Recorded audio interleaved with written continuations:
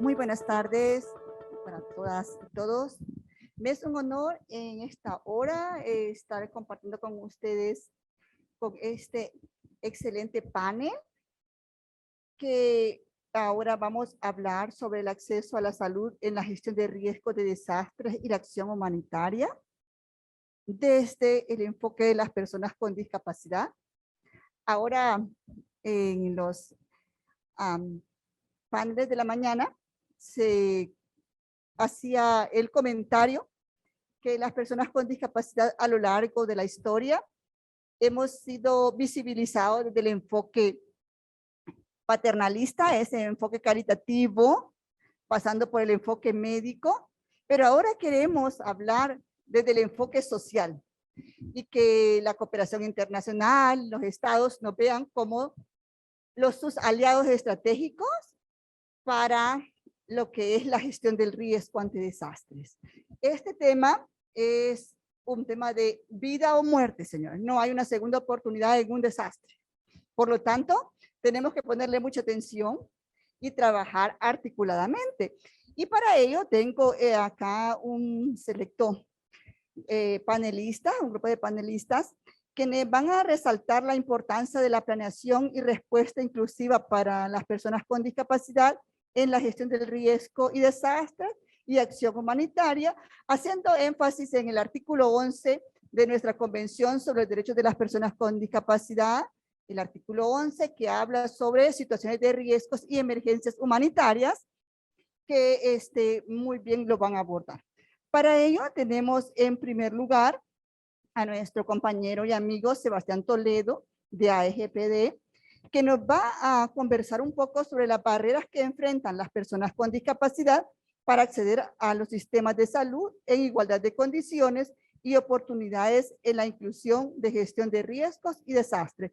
Señor Sebastián Toledo, tiene 10 minutos para compartirnos, por favor.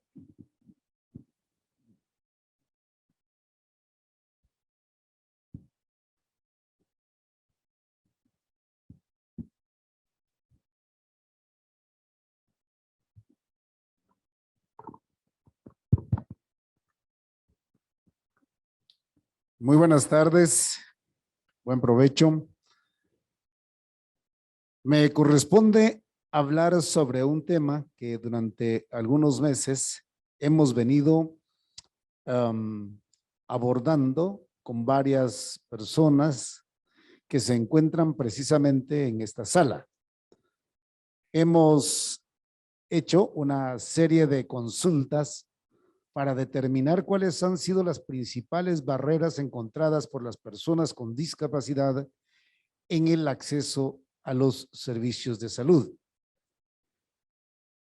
Previo a decir los datos que enfrentamos y que identificamos, tenemos que decir a ustedes que en Guatemala hemos tenido 2 ejercicios de encuestas y un censo nacional de población donde hemos abordado la inaccesibilidad de los servicios de salud, un tema que es histórico, lo decía la moderadora, un tema que ha planteado reiteradamente retos para el país y que hemos exigido, hemos solicitado soluciones, pero que desafortunadamente esas soluciones no han llegado.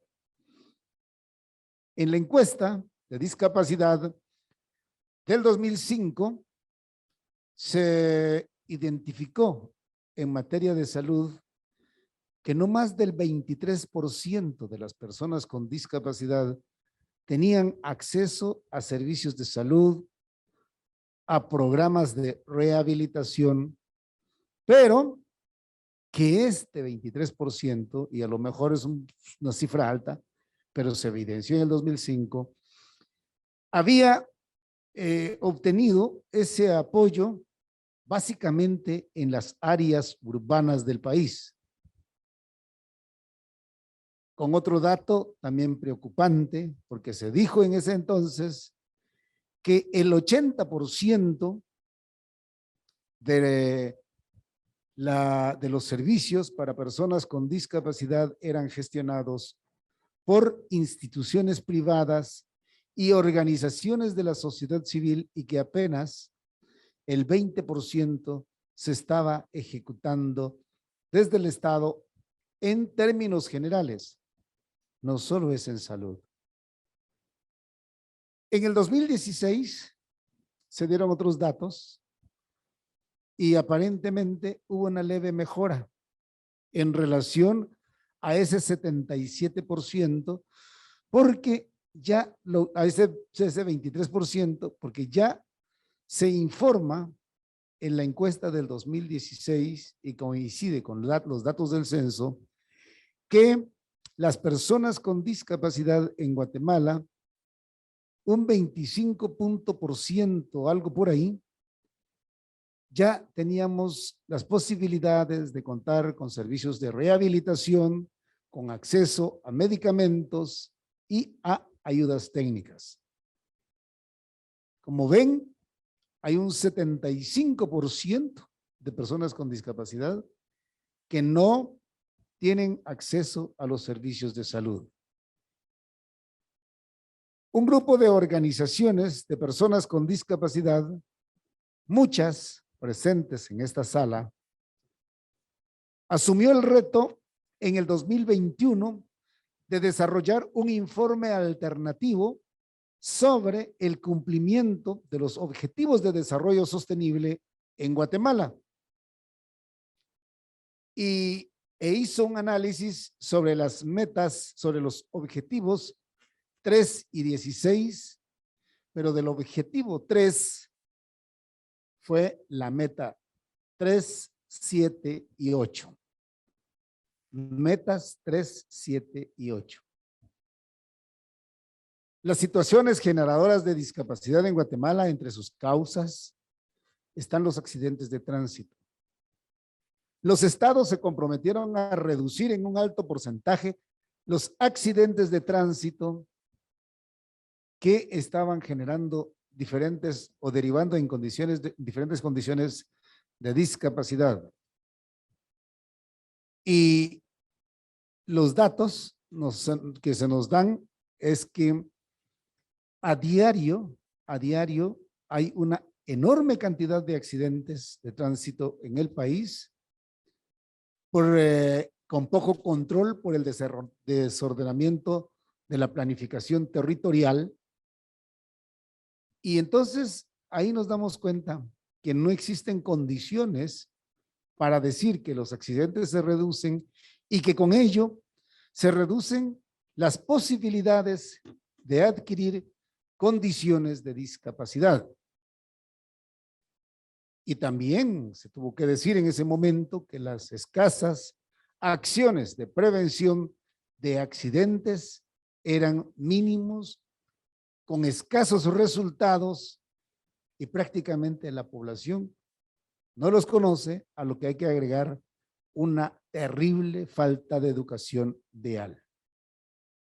En ese estudio también se indicó que se hizo una encuesta, y en esa encuesta se dice que un 93 o 94% de personas con discapacidad, participantes de esa encuesta, reflejó o reportó que los centros de salud en nuestro país son inaccesibles, con carencias de medicamentos, con personal no capacitado en las técnicas de apoyo a personas con discapacidad. Y se dijo también que cuando una persona con discapacidad necesita servicios médicos especializados, los tiene que conseguir por sus propios medios. Ahí surgió el comentario que los únicos que tenían alguna posibilidad de apoyo son precisamente las personas que cotizan al Seguro Social guatemalteco, que no es la mayoría, porque en este país solo el 2% de personas con discapacidad tienen un empleo con relación de dependencia, es decir, que solo ese 2% tiene las posibilidades de cotizar al Seguro Social. Esta información también es la parecida en el 12 Censo Nacional de Población y 7º de Vivienda. En el estudio que actualmente realiza la Riadis, creo que nos tienen que decir cuántos minutos nos van quedando, ¿verdad? Por favor, para tratar de administrar el tiempo. 2 minutos. Ahí se acuerdan que me tardé como 1 minuto para encender el micrófono. Espero que eso no me lo hayan incluido en la...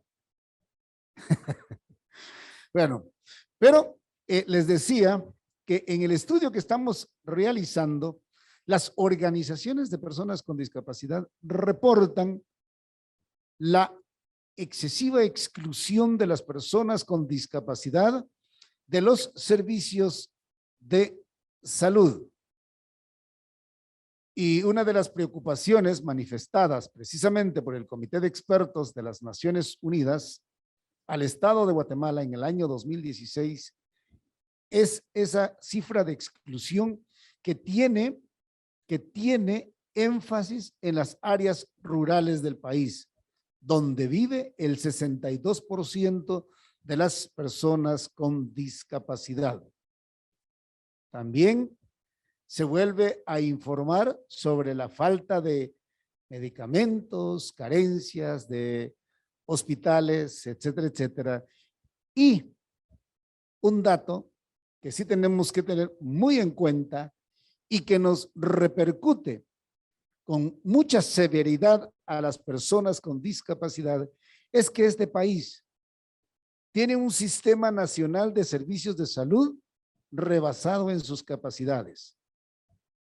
Y rebasado en sus capacidades por mucho en el contexto de la pandemia del COVID-19.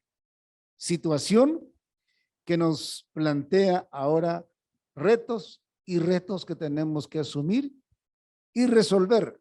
A lo mejor no del todo, pero de alguna manera empezar a aportar soluciones a una problemática que definitivamente tenemos que comenzar a dar las soluciones. Y lo peor que nos puede pasar es que nunca comencemos. Hoy vemos en el contexto de este evento la voluntad política de las autoridades del Ministerio de Salud. No están escondiendo absolutamente nada. Se reconoce la inaccesibilidad de los centros médicos hospitalarios. Según la Convención sobre los Derechos de las Personas con Discapacidad, tendríamos ya la posibilidad de acceder a los centros de salud y eso pues todavía está un poco complicado. Es sumamente preocupante y apreciamos de verdad a las personas que están luchando desde el Ministerio de Salud. Es preocupante que aún en el país sí tengamos un área de discapacidad, pero hay que fortalecerla. Hay que fortalecerla, porque en este país solo tenemos 2 hospitales de referencia nacional con programas de rehabilitación. Los 2 en la ciudad capital. Un hospital de infectología en la ciudad capital, un hospital de ortopedia y de rehabilitación en la ciudad capital. El informe alternativo informó que habían 2 esfuerzos en áreas departamentales del país a donde no tenemos acceso a las personas con discapacidad y con el agravante que ante el confinamiento asumido durante la pandemia, no solo nos vimos expuestos a la dificultad de asistir a los centros hospitalarios por los efectos de la pandemia, pero también las personas con discapacidad tenemos otros problemas de salud relacionados con nuestra condición de discapacidad, nuestras terapias, las que también se vieron interrumpidos durante la pandemia. Pareciera ser datos que son un poco frustrantes, definitivamente, pero es alentadora la propuesta que ahora surge de este proyecto, porque esto nos lleva a una acción muy importante y creo que es lo que hay que rescatar y apuntalar a partir de este momento. La corresponsabilidad que se está planteando desde una interacción de las autoridades del sector público con los actores de la sociedad civil. Para ello tenemos que fortalecer la capacidad institucional, pero también nos demanda a las personas con discapacidad la formulación y el planteamiento de propuestas de solución y orientar los caminos. Y como dijo nuestra presidenta hoy en la mañana, tenemos que demostrar y tenemos que asumir y tiene que adoptarse la estrategia de ver a las personas con discapacidad y sus familias como los mejores expertos para aportar las soluciones. Tenemos que trascender del activismo, del voluntarismo, lo dijo el Comité de Expertos de las Naciones Unidas, hacia acciones que generen condiciones para que nosotros, como los expertos en el tema, tengamos los espacios suficientes para aportar y plasmar las soluciones. Muchas gracias. Bueno.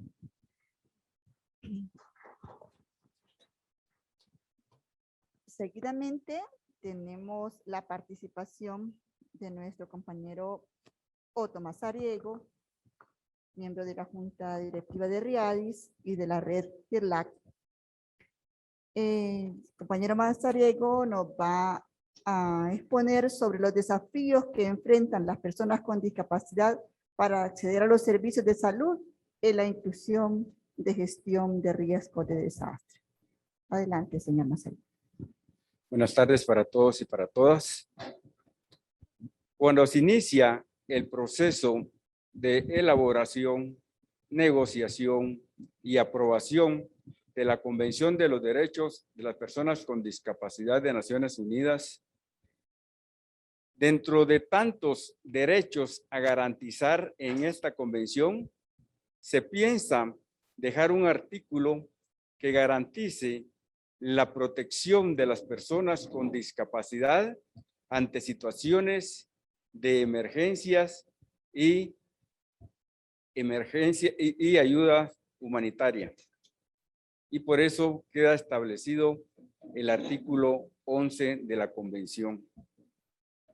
Pero este artículo 11 per se no es suficiente para lograr una verdadera inclusión de las personas con discapacidad en las acciones de gestión de riesgos y reducción de desastres.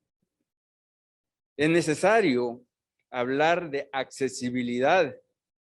Es necesario hablar de acceso a la información y comunicación de manera accesible para las personas con discapacidad. Es necesario acceder a los servicios de salud, educación, trabajo, entre otros, en situaciones de emergencia. Se había pensado en incluir o preparar a las personas con discapacidad en eventos de tipo natural, como los hidrometeorológicos, los sísmicos, los volcánicos y otros de origen natural y antrópicos, como los conflictos armados internos, las guerras y las explosiones, como la que sucedió en Beirut. Pero estos eventos estaban siendo considerados, pero el marco que rigía o rige el tema de la reducción de riesgos y desastres, en su momento, el marco de Yogo no incluía a las personas con discapacidad. Y cuando se decreta el marco de Sendai, por la incidencia de más de 200 personas con discapacidad en la convención, en la Convención de Naciones Unidas que da origen al marco de Sendai, se incluye a las personas con discapacidad de manera directa, no como beneficiarios, sino como actores directos que puedan contribuir desde la elaboración de los planes, programas que tengan que ver con la gestión del riesgo y desastres. Estábamos preparados para este tipo de fenómenos de los que había hablado anteriormente, pero nunca estábamos preparados para enfrentar una pandemia como la COVID-19 que prácticamente confinó a todo el mundo. Los fenómenos anteriormente mencionados eran de carácter local y regional, pero la pandemia fue de carácter mundial y afectó a todos los sectores de población que considerados vulnerables. Y dentro de este sector de población, las personas con discapacidad que históricamente no habían sido incluidos en los procesos de preparación, respuesta, recuperación y mitigación de las emergencias. Nos viene la pandemia. Yo he acuñado una frase que la pandemia vino a visibilizar la invisibilización de las personas con discapacidad. Y es que nos viene a reflejar la desproporción muy marcada de desventajas que tenemos las personas con discapacidad respecto del resto de la población para poder acceder a los servicios de salud. Vienen a descubrirse que las personas con discapacidad estaban en una situación y condición más crítica de la que se pensaba, porque la pandemia no solo nos viene a afectar desde el punto de vista de salud, sino desde el punto de vista de educación, trabajo y otros aspectos como la recreación, y que la sociedad mundial no estaba preparada, y menos las personas con discapacidad.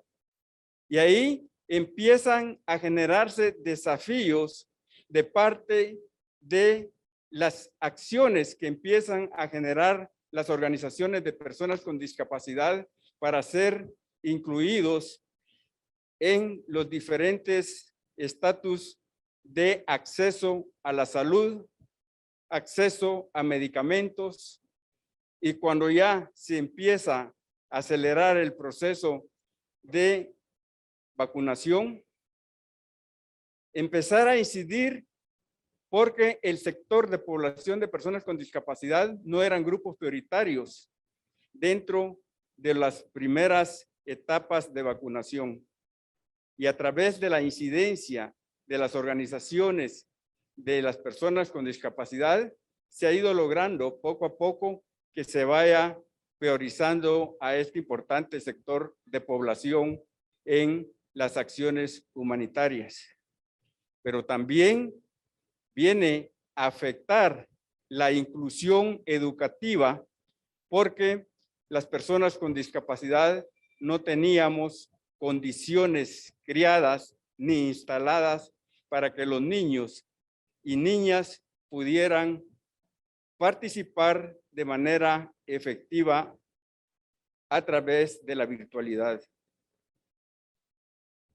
El tema del empleo y desempleo se remarca una vez más porque la gran parte de la población que genera ingresos para ellos y sus familias lo hacen a través de la economía informal.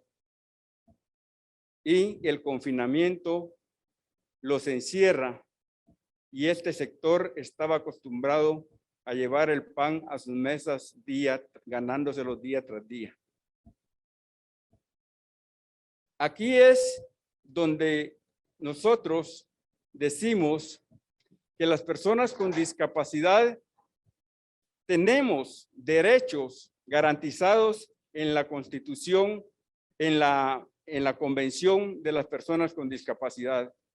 Y es el momento de empezar a hacer cumplir estos derechos y que los estados garanticen el goce pleno de estos derechos para las personas con discapacidad. Y los desafíos y retos más grandes que enfrentamos las personas con discapacidad, primero es que se visibilice, que se ponga en la mesa de los planes y programas de la acción humanitaria y la gestión integral de riesgos y desastres en las emergencias a las personas con discapacidad. Pero también empiezan a crearse instrumentos que nos garantizan esta inclusión. Las guías YASC, promovidas por el Grupo Interagencial de Naciones Unidas, sitúan a las personas con discapacidad en el centro de la acción humanitaria. También la estrategia de discapacidad de Naciones Unidas transversaliza las acciones de todas las agencias de Naciones Unidas para la inclusión de las personas con discapacidad. Pero era necesario que buscaran o que las organizaciones de personas con discapacidad buscaran estas alianzas estratégicas para poder incluir a las personas con discapacidad en esta emergencia de salud. Y es así como RIADIS empieza a generar acciones y hacer incidencia ante los diferentes espacios de Naciones Unidas, de la cooperación internacional, primero para ir posesionando la crisis de las personas con discapacidad a nivel latinoamericano y la manera de abordar a las personas con discapacidad en las acciones de ayuda humanitaria. Pero probablemente se han hecho varias acciones, pero no las necesarias, porque todavía falta mucho por hacer. Falta mucho para que los gobiernos dirijan la mirada hacia este sector de población que, como repito, históricamente ha sido excluido de todos los modelos de desarrollo humano. Quiero terminar diciendo que nosotros somos un factor importante para la búsqueda del reclamo del goce pleno de nuestros derechos. Nada sobre nosotros sin nosotros. Gracias.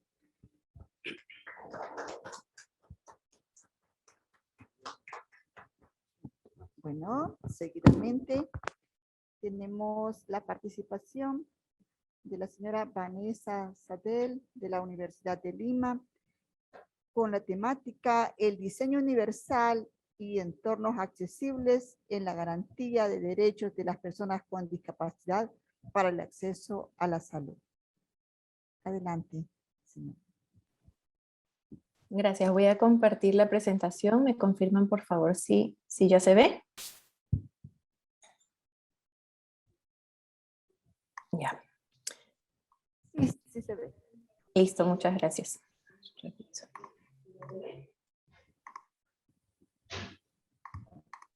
Ya. Bueno, gracias por la invitación. Voy a compartir con ustedes unos ejemplos de referencias, proyectos donde se han aplicado los principios de diseño universal para entornos accesibles y de esta manera pues promover, garantizar los derechos de las personas con discapacidad en el acceso a la salud. Soy arquitecta y docente en la Universidad de Lima Y esta es la primera pregunta que siempre le hago a mis estudiantes, ¿no? ¿Qué cosa es lo que diseñamos? Y después de pues, un buen rato de conversar con ellos, salimos a esta conclusión, ¿no? Que estamos diseñando experiencias. Porque si pensamos en que diseñamos espacios, nos quedaríamos un poco con la sensación o la idea de que diseñamos como contenedores, ¿no? Y de repente hablar de un contenedor te hace pensar en algo que está vacío, y no debemos perder de vista, no debemos dejar de lado que dentro de los espacios se va a dar vida, van a usarlo ciertas personas y se van a desarrollar ciertas experiencias. Entonces, ¿para quién diseñamos estos espacios? ¿Para quién diseñamos estas experiencias? Y frecuentemente me dicen, bueno, para la gente, ¿no? Y pues, ¿quién es la gente? ¿Quiénes son las personas? No somos un número, no somos una medida estándar, ¿no? Como se suele encontrar en ciertos libros de estudios antropométricos, ¿no? Bueno, tanto es la altura de una persona, sentada, agachada, etcétera, ¿no? Y hay que entender que las personas a lo largo del tiempo cambiamos, cambian los cuerpos, ¿no? Cambian nuestras medidas y nuestra manera de usar el espacio y de relacionarnos con otros. Pero sobre todo entender que hay una diversidad amplia de usuarios. Podríamos tener un grupo de 50 personas de, no sé, 40 años de edad todas, y no van a ser iguales, ¿no? Los cuerpos no son los mismos, las condiciones, características, intereses no son iguales. Entonces, cuando diseñamos un espacio tenemos que contemplar pues esta diversidad. Y lo que promueve un poco esta filosofía del diseño universal, del diseño accesible, es poder garantizar la inclusión, la participación y la integración de todas las personas en la sociedad. La arquitectura debe ser un entorno universal a todos. Este es el primer ejemplo que quería compartir con ustedes, es un centro de salud para adultos mayores. Esto se ubica en España. Y lo traigo para poder hacer la comparación, ¿no? Entre un proyecto pensado desde el espacio y un proyecto pensado desde el usuario, desde la persona que lo va a utilizar.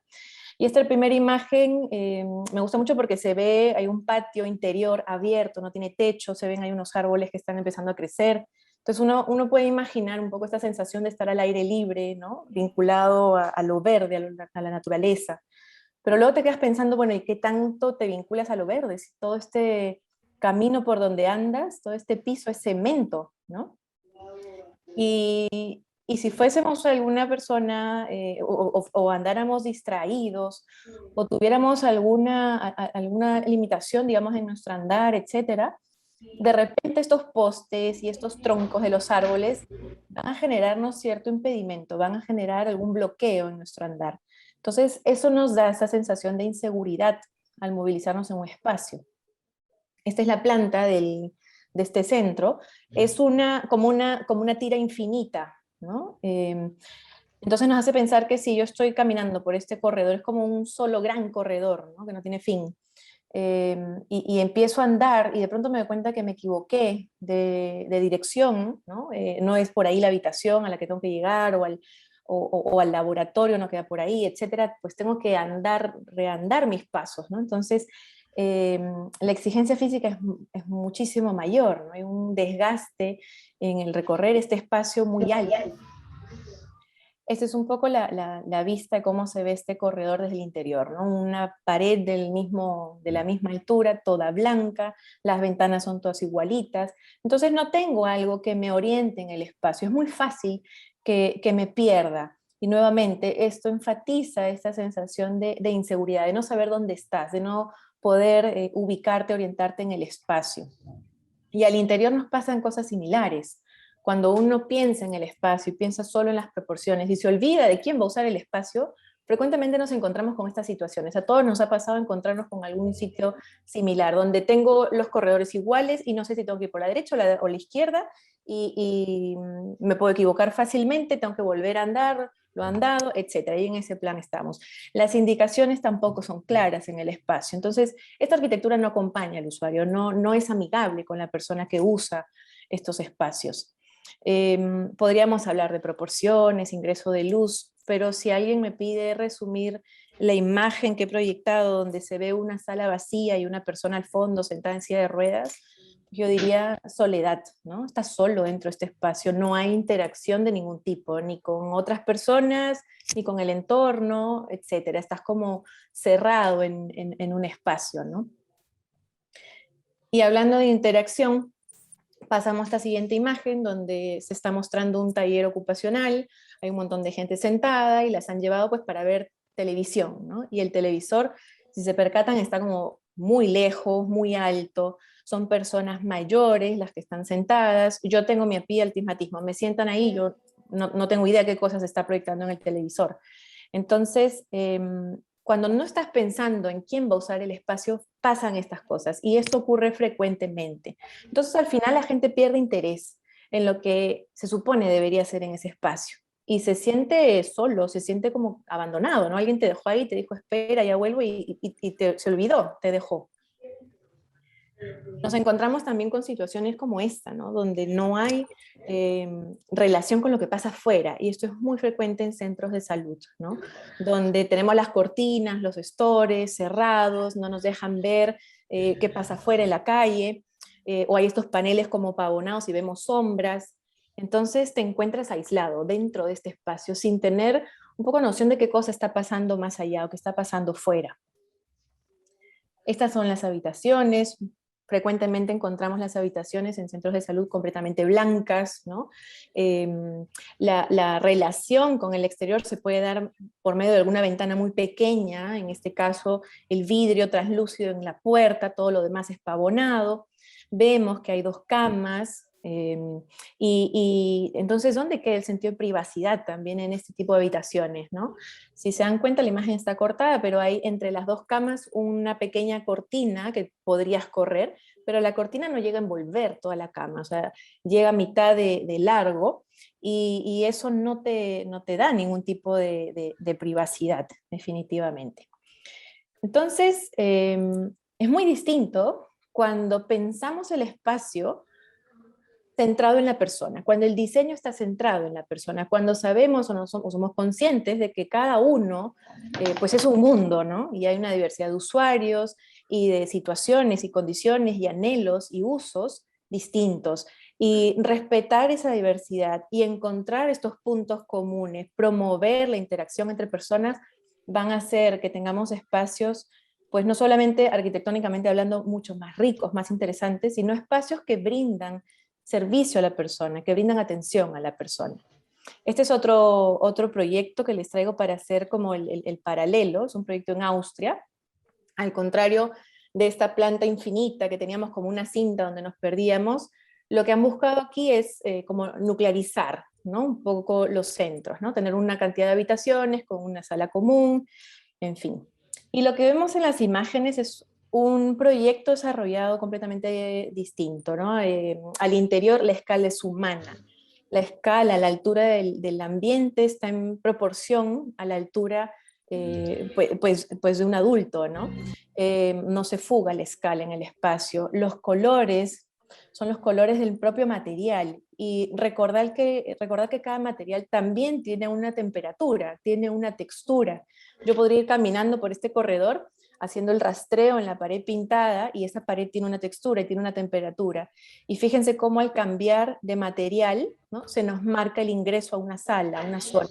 Entonces hago el rastreo y percibo que hay un cambio de material. Entra la madera cálida con otra textura. Entonces eso también me orienta, me guía en el espacio, ¿no? Y tener estas grandes como mamparas, vidrios que me permiten ver el exterior.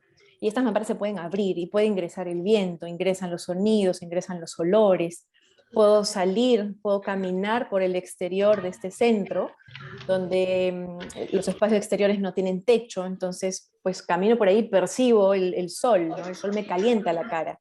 Entonces, cómo estas experiencias se vuelven experiencias sensoriales, ¿no? O sea, somos seres que a través de todos los sentidos nos vinculamos con nuestro entorno. Entonces, es importante pues garantizar este tipo de experiencias, este tipo de situaciones y relaciones en los proyectos, sobre todo de salud. Esta es una habitación, por ejemplo, para hacer la comparación. Esta es una habitación personal, para empezar es personal, no es compartida, y se le permite a la persona que va a... ¿Sí? ¿Hola? Se le permite a la persona que va a estar aquí durante su tratamiento poder llevar cosas de la casa. Entonces se adecúa, ¿no? El espacio al usuario, no el usuario al espacio. Y un poquito resumiendo rápidamente los principios que hemos visto en los ejemplos, los principios del diseño universal, ¿no? El primero nos habla que el uso del espacio sea equitativo, ¿no? En la medida de lo posible, poder tener usos equivalentes del espacio, ¿no? No pasa. La segunda es el uso flexible del espacio, ¿no? Ofrecer distintas formas de usar el espacio para personas diestras, zurdas, con discapacidad, sin discapacidad, que el uso se adecua a todos los usuarios, que el uso sea simple e intuitivo, eliminar la complejidad cuando o sea, no es necesario que esto sea complejo. Cada usuario de manera intuitiva puede orientarse en el espacio, ¿no?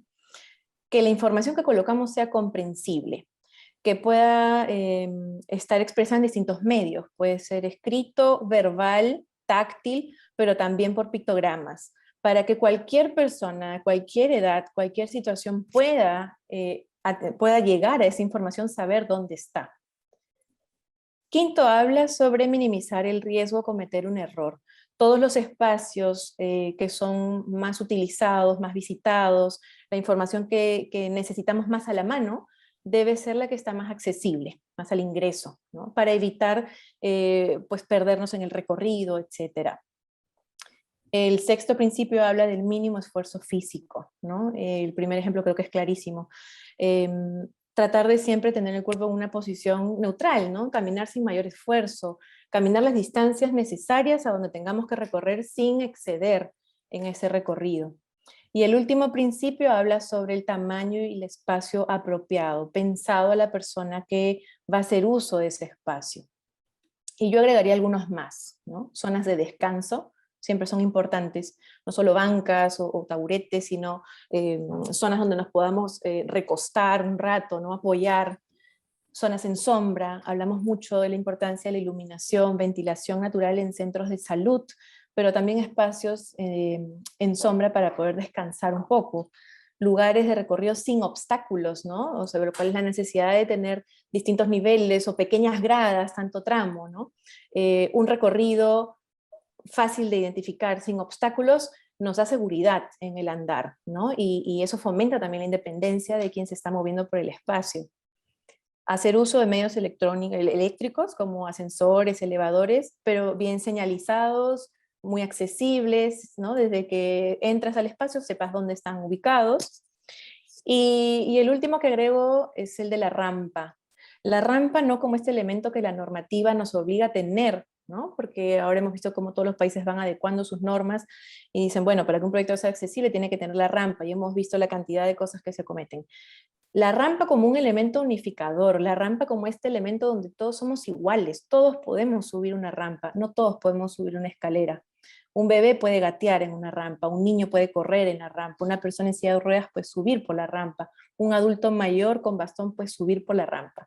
Entonces siempre tratar de promover espacios donde todos podamos tener igual uso de ¿no? Y podamos acceder a lo que se está ofreciendo. Y ya para cerrar, dejo esta lámina un poco como agarrando un poco las ideas principales, ¿no? Trabajar el paisaje, uy, se me fue. Trabajar con lo que está fuera, ¿no? Como parte de este entorno terapéutico, ¿no? No siempre encapsular los ambientes, sino relacionarlos con lo que pasa fuera. Aplicar los principios de diseño universal, que es lo que he comentado el día de hoy. Promover la interacción social, la independencia en el andar, estimular los sentidos a través de todos los espacios que se diseñen, no solo el de la vista, ¿no? Trabajar con el tacto, con el olfato, con los sonidos, promover o trabajar con espacios con iluminación y ventilación natural, y siempre tratar de diseñar espacios que sean afectivos, ¿no? Pensados en la persona, y espacios seguros para las personas. Muchas gracias, esto es lo que quería compartir con ustedes el día de hoy. Bueno.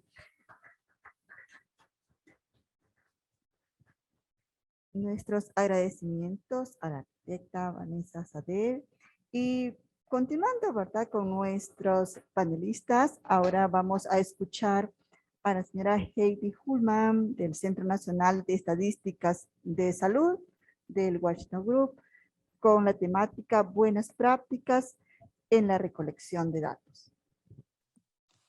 Muchísimas gracias, un saludo a todas las personas que nos acompañan, a mis panelistas que me acompañan en esta sesión y un sentido agradecimiento a Riadis por la invitación a participar en este primer encuentro regional sobre salud inclusiva. Como ha mencionado la moderadora, mi presentación se va a enfocar en la importancia de la información estadística y los datos para garantizar el derecho a la salud de las personas con discapacidad desde una perspectiva regional.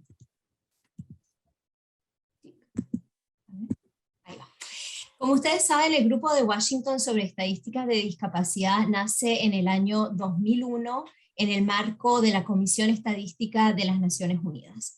Y en ese momento los que coordinaban el grupo le preguntaron a sus miembros, que son aproximadamente 160 oficinas nacionales de estadísticas de todo el mundo, qué era lo que necesitaban.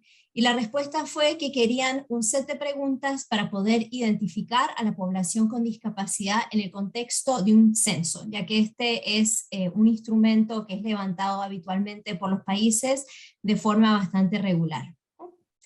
No obstante, en vista de que este set iba a ser incluido en un censo, tenía que ser bastante corto, porque en un censo hay un premio muy alto en el espacio que tiene cada pregunta, entonces las preguntas tenían que ser cortas. Pero este no era el único criterio. También sabemos que para el 2001 la Asamblea Mundial de la Salud de la OMS ya había aprobado y adoptado la Clasificación Internacional del Funcionamiento, o la CIF, que nos proporciona una base conceptual para entender el funcionamiento y la discapacidad, y nos proporciona también un lenguaje común para entender estos fenómenos. La CIF muestra la complejidad y la multidimensionalidad de la discapacidad y también los diferentes elementos que componen la discapacidad, que además propone que la discapacidad y el funcionamiento ocurren a lo largo de un espectro. Claramente iba a ser muy difícil tratar de capturar toda esta complejidad en un set corto de preguntas, entonces el Grupo de Washington decide enfocarse en un elemento de la CIF, que son las actividades y las dificultades para realizar actividades diarias comunes. Entonces este también tenía que ser otro criterio, que estas actividades tenían que ser pertinentes y aplicables en diferentes contextos culturales. Y por último, un criterio es que se hizo el esfuerzo de evitar cualquier tipo de nomenclatura biomédica para alejarnos justamente de ese paradigma de la discapacidad, y cualquier tipo de terminología estigmatizante que podría generar rechazo tanto en la persona que está siendo encuestada como por parte del empadronador o empadronadora que estaba recopilando esa información. Y es así como llegamos al set corto del Grupo de Washington, que como ustedes saben contiene 6 dominios, preguntando sobre dificultades en realizar actividades diarias en 6 áreas, con una respuesta graduada. Este set corto ha sido aplicado en los censos o encuestas de hogares de 90 países, perdón, no sé por qué se pasó, de 90 países, y también ha sido avalada por diferentes agencias de cooperación internacional y por las Naciones Unidas y las diferentes comisiones regionales para su uso en los censos para la ronda 2020, y esto incluye también CEPAL, o sea, la Comisión Regional para América Latina y el Caribe. Reconociendo que tal vez el set corto no logra identificar a todas las personas con discapacidad, ¿cierto? Que hay un cierto componente de la población con discapacidad que no está identificada por este set corto de preguntas, el Grupo de Washington se propuso desarrollar otro tipo de herramientas que podrían ser utilizados en encuestas de hogares. ¿Okay? Una encuesta de hogar ya no tiene las mismas restricciones de espacio que tiene un censo, entonces puede ser un poco más larga. Y es así como en el 2010 se adopta el set extendido.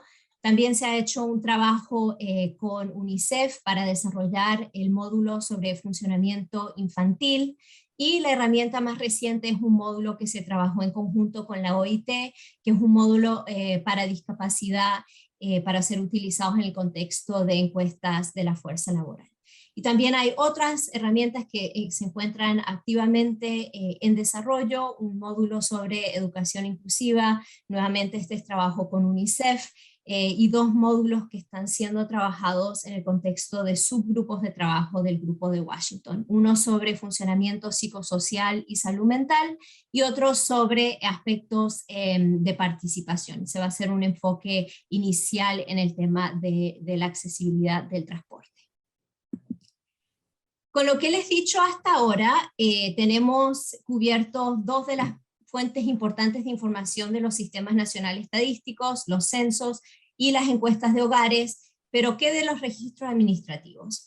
Si bien las herramientas del Grupo de Washington no fueron originalmente intencionadas para ser usadas en registros administrativos, sí existe un creciente interés en incorporar estas herramientas en diferentes tipos de registros. Por ejemplo, sabemos de muchas experiencias, incluyendo diferentes componentes del módulo de funcionamiento infantil en los sistemas de información de gestión educativa de los países de la región. También hay ejemplos de inclusión de preguntas sobre discapacidad, incluyendo el set corto del Grupo de Washington en los sistemas de información de los ministerios de desarrollo social. Y esto fue particularmente importante en el contexto de la pandemia por COVID-19, ya que durante los meses iniciales de esa crisis, los ministerios de desarrollo social reconocieron la vulnerabilidad de las familias que tienen algún miembro con discapacidad y quisieron extender prestaciones económicas o apoyos para la alimentación a estas familias, y no necesariamente sabían cómo identificarlas. Entonces, fue un esfuerzo de incorporar preguntas sobre discapacidad en esos sistemas de información de los ministerios de desarrollo social. Lo que sí sabemos, basado en las experiencias de los países que han tratado de utilizar preguntas sobre discapacidad en diferentes registros administrativos en el sector público, es que la manera que se conceptualiza la discapacidad tiene una fuerte influencia en cómo se recoge esa información, cómo se mide esa información. Entonces, si estamos partiendo con una entidad pública que tiene una visión de la discapacidad desde un enfoque biomédico, la manera que se recoge la información estadística también tiende a seguir ese mismo patrón. Entonces, es necesario hacer un fuerte esfuerzo de capacitación y de sensibilización en las entidades públicas en torno al enfoque de derechos y al enfoque social, conceptualmente, antes de pensar siquiera en cómo se va a recabar la información sobre discapacidad en esos registros administrativos. Bien, ¿con qué fuentes de información cuentan los países para entender la situación de salud de las personas con discapacidad? Aquí tenemos algunos ejemplos de los países de la región, destacando 3 tipos de fuentes de información. Aunque antes de entrar en los contenidos de esta tabla, quisiera reflexionar que en lo ideal tendríamos información que nos permita conocer qué tan accesibles son los sistemas de salud para las personas con discapacidad, pensando no solo en accesibilidad física, que nos mostraba Vanessa recién, accesibilidad de información, pensando también en tipos de barreras financieras y barreras actitudinales que puedan encontrar las personas con discapacidad en los sistemas de salud. Ese es un punto. También sería importante conocer si las personas con discapacidad efectivamente acceden a todos los servicios de salud que requieren dado su etapa en el ciclo de vida. Esto puede ser servicios de salud sexual y reproductiva, salud mental, servicios para la prevención, detección y tratamiento de enfermedades no transmisibles, toda esa amplia gama de servicios. Segundo punto. Un tercer punto sería que sería ideal contar con fuentes de información que nos permitan hacer una comparación de las brechas que pueden existir en el estado de salud en la población con y sin discapacidad, pero también al interior de la población con discapacidad, reconociendo su gran heterogeneidad, no solo por sexo, edad, condición étnico-racial, lugar de residencia, situación socioeconómica, tipo de discapacidad y la severidad de la discapacidad. Lamentablemente, aún si triangulamos todas estas fuentes de información que tenemos, nos falta mucho avanzar para poder tener esa visión más completa y holística de la salud de la población con discapacidad en nuestra región. Ahora bien, pasando a esta tabla, la primera fuente son encuestas de salud que contienen preguntas sobre discapacidad. Y aquí tenemos varios ejemplos. Brasil tiene una encuesta grande de demografía y familia que ha incorporado el set ampliado del grupo de Washington. Varios países de la región han levantado las encuestas de demografía y salud de HS, que en las rondas más recientes incluyen el set corto. Entonces en este grupo tenemos Colombia, Haití y Perú.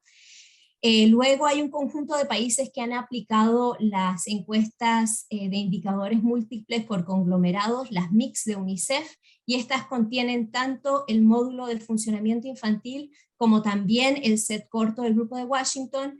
Y el caso, bueno, ya en ese grupo tenemos a Costa Rica, Cuba y República Dominicana, y finalmente México, que ha levantado una serie de encuestas de forma bastante periódica, incluyendo la encuesta nacional de salud y nutrición, la encuesta nacional de envejecimiento y salud, y la encuesta nacional de la dinámica demográfica, que también contiene el set ampliado del grupo de Washington. Cada una de estas fuentes tiene sus relativas ventajas y desventajas. En el caso de las encuestas de salud, nos dan mucha información sobre salud, pero frecuentemente los tamaños muestrales de la población con discapacidad en estas encuestas pueden ser pequeños. Esto limita un poco el análisis que se puede hacer, especialmente pensando en estas desagregaciones que queremos hacer al interior del grupo con discapacidad. Otro tipo de fuentes son las encuestas específicas sobre discapacidad que contienen preguntas de salud. Entonces aquí tenemos también varios ejemplos en la región. Argentina ha hecho una, Chile y Costa Rica aplicaron la encuesta modelo de OMS, que también contiene el set corto del grupo de Washington. El Salvador y Guatemala también recientemente han levantado sus encuestas específicas, y Perú lo hizo creo que en el 2018 y ahora está planificando una nueva. En el caso de estas encuestas, tienden a ser muy costosas. Entonces, a diferencia de una encuesta de salud que se hace de forma tal vez un poco más periódica, las encuestas sobre discapacidad específicamente se tienden a levantar de manera menos regular. Y finalmente, los registros administrativos, que a nuestro conocer, o sea, solo conocemos de la experiencia de Brasil, que tiene transversalizado la incorporación de la información sobre la población con discapacidad en sus registros administrativos, y esto tal vez sea uno de los grandes aprendizajes que nos ha dejado la pandemia por COVID-19, la gran falta de información sobre las personas con discapacidad en los registros administrativos de salud. Si quisiéramos contestar preguntas tan básicas como ¿cuántas personas con discapacidad se enfermaron con el COVID? ¿O cuántas personas con discapacidad se han vacunado contra el COVID o fallecieron por causa del COVID? En la gran mayoría de los países simplemente no tenemos esta información. Entonces urge en incorporar preguntas sobre discapacidad desde un enfoque de derechos, desde un enfoque social, en los registros administrativos de salud de los países de la región y en los registros vitales, pensando aquí en los registros sobre defunciones. Otro de los aprendizajes, y esto yo lo veo como una oportunidad de la pandemia, es el rol de las organizaciones de personas con discapacidad para servir como una fuente de información. Recordemos que en el medio de la pandemia, las fuentes de información que tienen los gobiernos típicamente para saber sobre la situación de la población con discapacidad, o sea, los censos o las encuestas, no estaban dando una visión actualizada de lo que estaba pasando. No les estaba diciendo, por ejemplo, si estas prestaciones monetarias estaban llegando a las familias con discapacidad, o si estos apoyos de alimentación estaban llegando a las familias con algún miembro con discapacidad, o qué estaba pasando con los estudiantes con alguna discapacidad en los colegios. Esta información simplemente no está registrada en ese tipo de información y no estaba siendo recopilada en los registros administrativos necesariamente, y en ese caso las organizaciones de personas con discapacidad sí pudieron dar informaciones que arrojara luz sobre esa realidad. Otra oportunidad, reconstruir mejor, ¿no? Ahora es algo que, el gran lema de la pandemia, reconstruir mejor, y efectivamente tenemos una oportunidad de reconstruir mejor desde el punto de vista de recopilar mejor información sobre la población con discapacidad, porque sabemos que Esta es una crisis que estamos viviendo ahora, pero nuestra región también es altamente vulnerable a otros tipos de crisis. Tenemos crisis humanitarias activamente, tenemos diferentes tipos de desastres que resultan también en desplazamientos. Entonces, en la medida que podamos ahora mejorar cómo estamos incorporando información sobre la población con discapacidad en diferentes registros administrativos y cómo estamos ampliando los espacios de participación de las organizaciones de personas con discapacidad para la toma de decisiones, eso en el día de mañana puede ayudarnos mucho. Y finalmente una oportunidad es que en estos años recientes, tal vez desde el 2019, se creó un grupo, el Grupo de Buenos Aires sobre Estadísticas de Discapacidad, que es liderado por el INDEC de Argentina y por el IBGE de Brasil, y este grupo tiene como objetivo proporcionar un espacio de intercambio de experiencias. Y una de las áreas en particular que les gustaría trabajar es el tema de los registros administrativos y los registros administrativos en salud específicamente. Entonces, ese tal vez sea una instancia positiva donde se puedan compartir experiencias y planes para ojalá avanzar en este sentido. Muchas gracias por su atención y quedo atenta a cualquier pregunta. Gracias.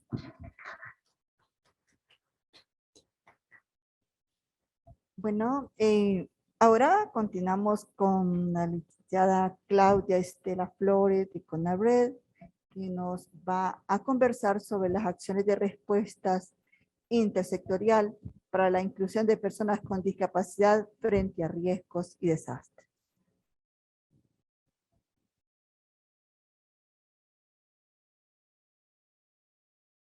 Que estos fenómenos tienen, sino de reducir las causas que los generan. Y esto pues nos coloca en una doble posición de trabajo, digamos. Hacemos un trabajo de prevención, hacemos un trabajo también que nos permita responder a esos factores que por más que estemos tratando de ir reduciendo, siempre se van a hacer presentes. Por las mismas condiciones que a veces nuestros países y las sociedades tienen. Si fueras tan amable, misma dinámica, porque todas tienen efectos, entonces nos vamos por... ¿Qué significa esto? Que para nosotros, aunque el desastre no se esté presentando, nuestro trabajo sí tiene que seguir o estar presente. No necesitamos de la lluvia, de un sismo o algo así para considerar que estamos en una situación de riesgo. Y es eso lo que nosotros buscamos trabajar. Si fueras tan amable.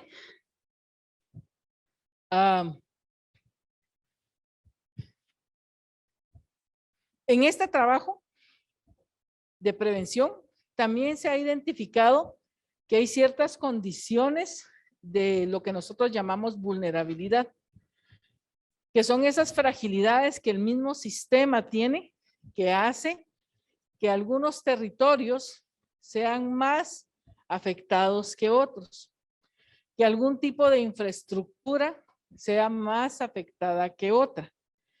Se empiezan a generar esas diferencias que hacen que un mismo evento tenga impactos diferentes en los territorios o en el área donde están impactando, donde se presentan. Y a esto nosotros le llamamos vulnerabilidad. Si fueras tan la siguiente. Aparte de la vulnerabilidad, o sea que nos referimos a esas cuestiones puramente estructurales, físicas, no estamos exentos de entender que los territorios no solamente son situaciones geográficas y cosas, sino lo más importante en ellos son las personas. Y entonces tenemos también muy presente que en estos mismos territorios, al igual que ciertos elementos que están expuestos, hay grupos de personas que se encuentran en lo que nosotros llamamos una condición de vulnerabilidad. Y esta condición se basa principalmente en que existen algunas diferencias en términos de capacidades de poder enfrentar estos fenómenos. Dentro de estos, para países como los nuestros, casi el 100% de la población se encuentra en situación de vulnerabilidad. Todos en algún momento podemos vernos afectados por un fenómeno y eso nos coloca en una situación de vulnerabilidad como personas. Sin embargo, estamos conscientes de que entre todo ese colectivo hay algunas personas y algunos grupos que todavía tienen una condición adicional de vulnerabilidad y es lo que nosotros llamamos grupos en situación de mayor vulnerabilidad. Si fueras tan amable. El otro de una vez. Bueno, o si quieres, bueno, no sé, mejor me voy a ir solo y si no creo que perdemos la conexión. Entonces, si quieres mejor quítala y yo solo les cuento porque creo que estarte diciendo, disculpen, vamos a hacer un cambio. Lo que pasa es que como tiene muchos efectos la presentación, si yo me volteo cada 2 minutos a decirle otra por favor, creo que vamos a perderle el hilo a la plática, entonces mejor me voy a ir sin presentación. Igual la dejamos ahí para que ustedes la puedan consultar cuando les sea posible. Bueno, entonces dentro de estos grupos de mayor vulnerabilidad, hay ciertas personas o colectivos que tienen ese mismo nivel de vulnerabilidad que tenemos todos en este caso todos los guatemaltecos, pero nosotros decimos tienen un poquito más. Y ese poquito más está condicionado a ciertas capacidades sociales o físicas que nos colocan como en un poco de mayor desventaja. Nosotros, como Conred, no privilegiamos a ninguno de estos grupos porque nosotros tenemos el mandato de atender a toda la población. Es uno de los principios humanitarios. Atender a todos en igualdad de oportunidades y en igualdad de derechos. Sin embargo, parte de entender esos derechos es comprender que hay unos que necesitan que sus derechos, para que sean viables, deben de ser atendidos de forma diferente o deben de ser atendidos con elementos que vayan un poco más allá de lo que regularmente podemos ofrecer. De esta cuenta, nosotros, como Conred, trabajamos con 5 grupos prioritarios de los llamados en mayor vulnerabilidad. Mujeres, porque las mujeres ante una situación de emergencia se ven violentadas más fuertemente que a veces el resto de la población, física, sexual, emocionalmente, y entonces necesitan un cuidado adicional. Dentro de este grupo también están los niños y las niñas. Los niños necesitan de un adulto que vele por ellos. Y en una situación de emergencia necesitan también un cuidado adicional. Están los adultos mayores que tienen igual alguna característica que hace que les debamos poner un poco más de atención. Trabajamos con poblaciones migrantes y por supuesto con personas con discapacidad. ¿Qué es lo que entonces estamos tratando de hacer en relación a esto? Tenemos una serie de instrumentos que nos permiten trabajar esta forma de atender la emergencia, que es un poco lo que nos pidieron que les contáramos qué hacíamos. Entonces, hay documentos que son estándar, o sea, muy generales, por ejemplo, que guían las acciones de respuesta en términos generales.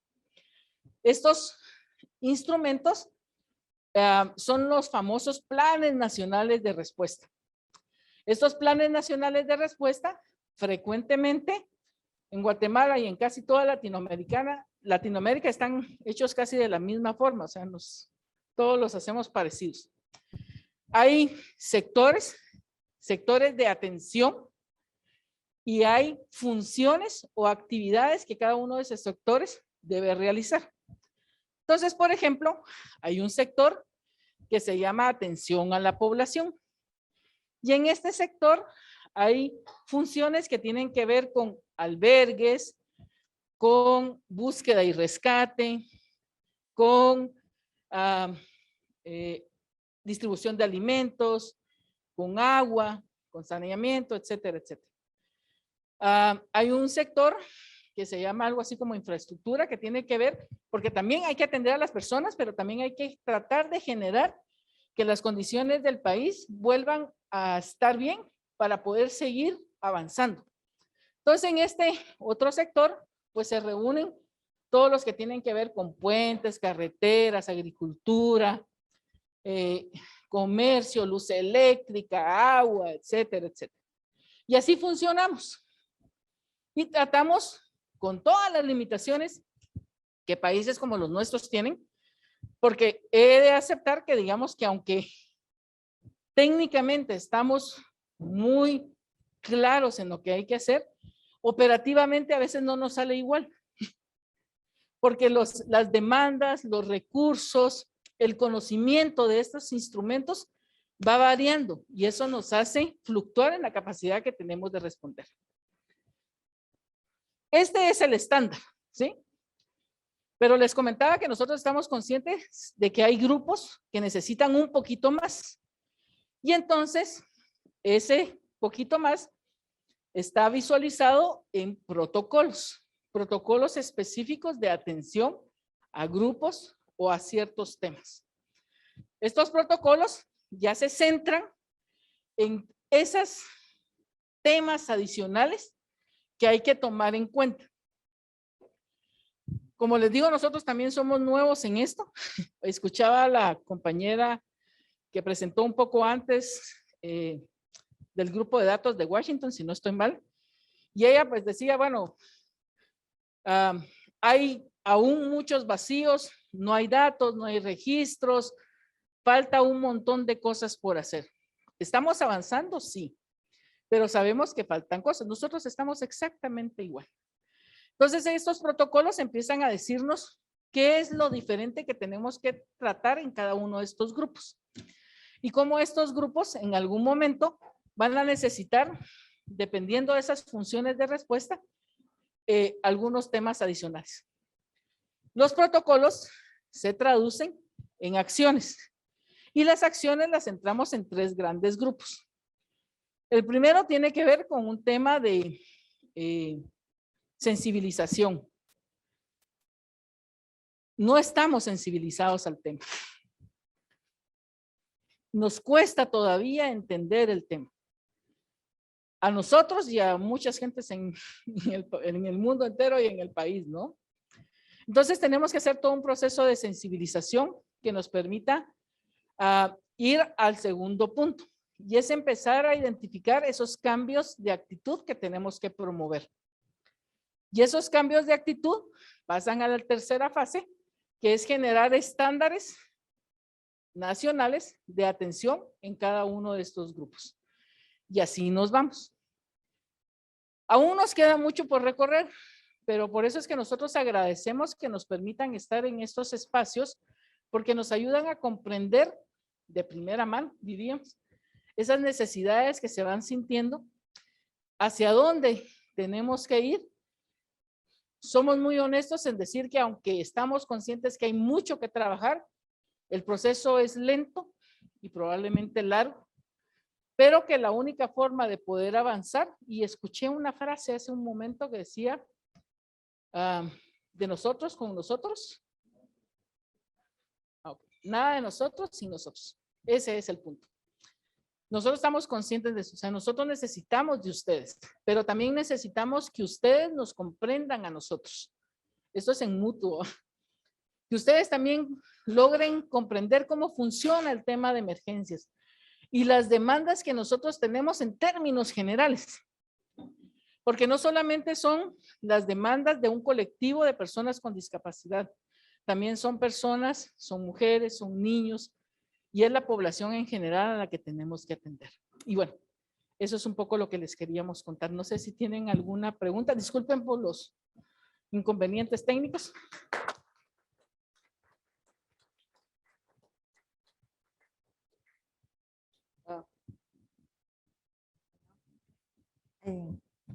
Agradecemos mucho la participación de la licenciada Claudia Estela Flores y ahora pasamos con nuestra siguiente panelista, la licenciada Virginia Eitzer del Ministerio de Salud Pública y Asistencia Social, con el tema Buenas prácticas en la inclusión de las personas con discapacidad en la gestión de riesgos en salud.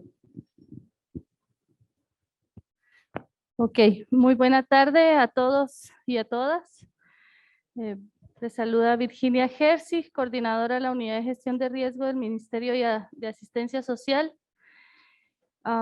Tengo el placer de poderles compartir algunos de los avances y buenas prácticas en la inclusión de las personas con discapacidad en la gestión de riesgo en salud. Bueno, como ya se ha mencionado anteriormente, como Ministerio de Salud y nos ponían un poco en contexto a partir de cuando se crea el programa y comienzan a darse los primeros pasos para la inclusión de personas con discapacidad en la atención en salud. Y es realmente un tiempo bastante corto en el que hemos estado trabajando en el tema. Y por cuestiones que pues también ya se han mencionado, aspectos políticos, aspectos de otro tipo de interés, pues el tema no ha logrado avanzar. Sin embargo, vemos una ventana de oportunidad a partir de la iniciativa de inclusión de personas con discapacidad en la gestión de riesgo en salud, Ingrid H. Y a partir de esta iniciativa, pues vemos, como les decía, esa ventana de oportunidad de poder avanzar, no solamente en la inclusión de las personas con discapacidad en la gestión de riesgo, sino en los otros elementos de la atención integral. Y que sabemos que pues es un largo camino por recorrer aún, pero vamos comenzando. Lo importante es que estamos comenzando y tenemos ahora el apoyo, el respaldo y la orientación también de la Organización Panamericana de la Salud y la participación de sociedad civil. Definitivamente no podemos avanzar en esto si no estamos en conjunto. Y bueno, la implementación de la metodología Ingrid H., como les menciono, es para nosotros una buena práctica que abre esta ventana de oportunidad y seguramente muchos ya la conocen, pero para quienes no la conozcan, esta es una metodología de evaluación-acción que me permite conocer cuál es la situación actual respecto a la inclusión de personas con discapacidad en la gestión de riesgo en salud y en nuestros hospitales. Y el ciclo metodológico está marcado por una evaluación, como les mencionaba, de cuál es la situación actual, si los hospitales son excluyentes, medianamente incluyentes o incluyentes. Posteriormente, dependiendo de esos hallazgos, se hace un plan de acción. La metodología incluye un plan de acción que nos permite decir cuáles son los elementos que debemos de fortalecer para pasar de un hospital excluyente a un hospital incluyente. Y después hacer un proceso de verificación que incluye, entre otras cosas, simulaciones, simulacros para verificar si en el proceso de la respuesta a una situación de emergencia dentro del hospital se han contemplado todos los elementos para para garantizar la inclusión de las personas con discapacidad. Y los elementos que se resaltan en esta metodología es la visibilidad, el saber con qué personal dentro del ministerio contamos y que vive con alguna condición de discapacidad. la participación de las personas o de la representación de personas con discapacidad en este proceso es otro elemento fundamental y que es como la piedra angular, porque si no, no tiene sentido. Y por consiguiente, poder avanzar en los elementos de accesibilidad para las personas con discapacidad que laboran en el hospital y que visitan el hospital. El poder fortalecer las capacidades de respuesta con el enfoque de inclusión es otro de los componentes de la evaluación y de la metodología. Y además, dentro del plan de respuesta a emergencias y desastres del hospital, incluir también el enfoque de inclusión. La segunda lección, buena práctica que hemos implementado en estos meses, porque llevamos alrededor de 3, 4 meses en este proceso, es la formación de formadores en la metodología Ingrid H., que dio inicio con una sensibilización en la metodología y en el componente de la inclusión de personas con discapacidad. Esto se trabajó en modalidad virtual con participación de 126 personas del Ministerio de Salud, incluyendo los hospitales, de la Secretaría Ejecutiva de la CONRED, de Cruz Roja Guatemalteca, del Instituto Guatemalteco de Seguridad Social y, por supuesto, la participación de sociedad civil. De este total de 126 personas, se seleccionaron a 17 personas para ser formados como formadores en la metodología Ingrid H., y que no quedó en un taller de 2 días en un salón, sino que contempla todo un proceso que va desde este primer paso, que fue la sensibilización, luego el taller de formación, luego la aplicación de la herramienta, la elaboración del plan de acción, presentar los resultados de la evaluación a las autoridades del hospital y también dar un proceso de formación a lo interno del hospital para finalmente entregar, esperamos, el 3 de diciembre, los resultados de evaluación de estos 6 hospitales. Se me olvidó mencionar que de los 50 hospitales de la red nacional del ministerio, fueron 6 hospitales incluidos en este plan piloto.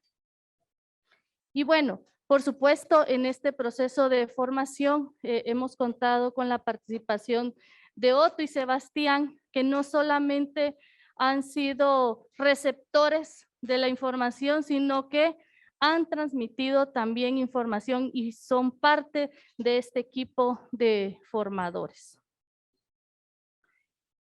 La tercera acción que hemos realizado es la revisión de la variable de discapacidad en los formatos de evaluación de daños y análisis de necesidades en salud en situaciones de emergencia y desastre, en donde encontramos que en uno de los 5 formatos se solicitaba una información básica de personas con discapacidad en los albergues y que se limitaba a el número de personas con discapacidad que estaban siendo atendidos en los albergues únicamente.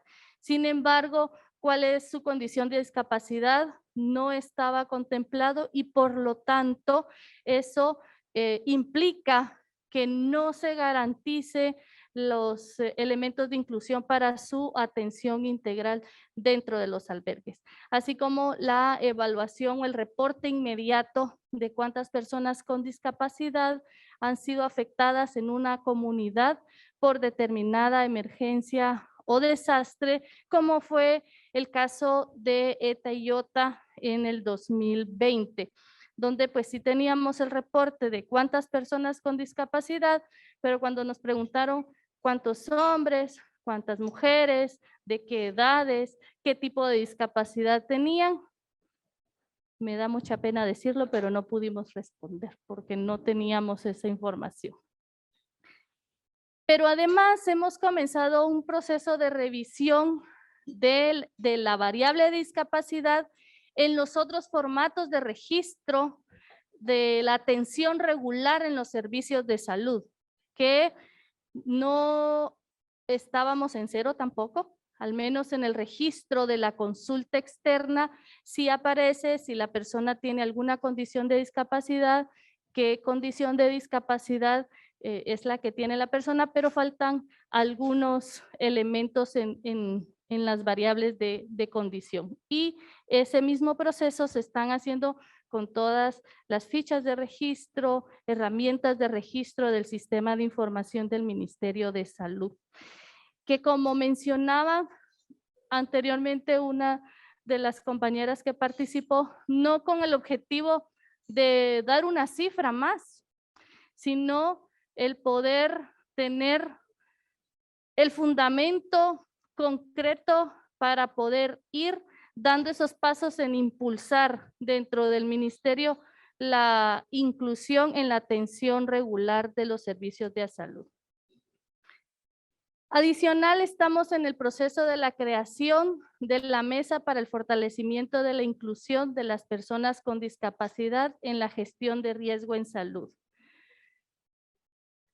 Como ministerio hemos tenido buenas experiencias con la integración de mesas intersectoriales que no solamente incluya a los entes o a las unidades del Ministerio de Salud, sino que participen otros sectores, que participen otras instituciones que también tienen que hacer un papel importante que jugar en el proceso de la búsqueda de la inclusión.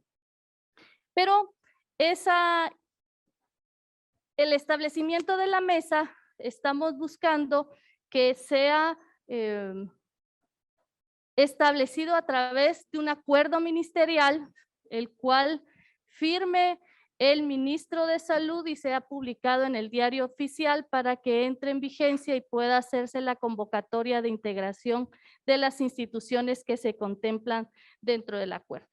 Pues este acuerdo ministerial fue elaborada una propuesta, posteriormente fue enviado para su revisión en OPS y también con la revisión y la retroalimentación de Otto, de Sebastián, de Norita, que son representantes de las personas con discapacidad en este proceso. Entonces, actualmente el acuerdo ministerial ya fue enviado a la unidad, al Departamento de Asesoría Jurídica del Ministerio para su retroalimentación y esperamos para su próxima publicación. También hemos avanzado en orientaciones nacionales para la inclusión de las personas con discapacidad en la gestión de riesgo y comenzamos con el analizar cuántas personas con discapacidad laboran dentro del Ministerio de Salud y Asistencia Social. Ayer hacíamos un recuento que del total de personal del ministerio, más de 4,000 personas ya han respondido la encuesta. Aún no tenemos el dato final de cuántas personas con discapacidad se registraron dentro de este proceso. Pero acá es importante mencionar que la encuesta surge, como les digo, en torno a la iniciativa de Ingrid H., pero la encuesta es lanzada de forma institucional a través del Departamento de Recursos Humanos, no de la Unidad de Gestión de Riesgo, ni de la unidad, ni del Programa de Atención de Discapacidad, sino desde el Departamento de Recursos Humanos para poder abarcar la totalidad de servicios y unidades ejecutoras y poder tener así un conteo final. Y es así como podemos decir, y como les mencionaba ahorita, y haciendo alusión a lo que, al lema que hemos escuchado y que como decía el doctor Barreneche, pues hemos apropiado y realmente nos ha llegado mucho a partir de ahora, todo con ustedes, todo con la participación de las personas con discapacidad, incluyendo procesos de evaluación, procesos de formación, y mencionar que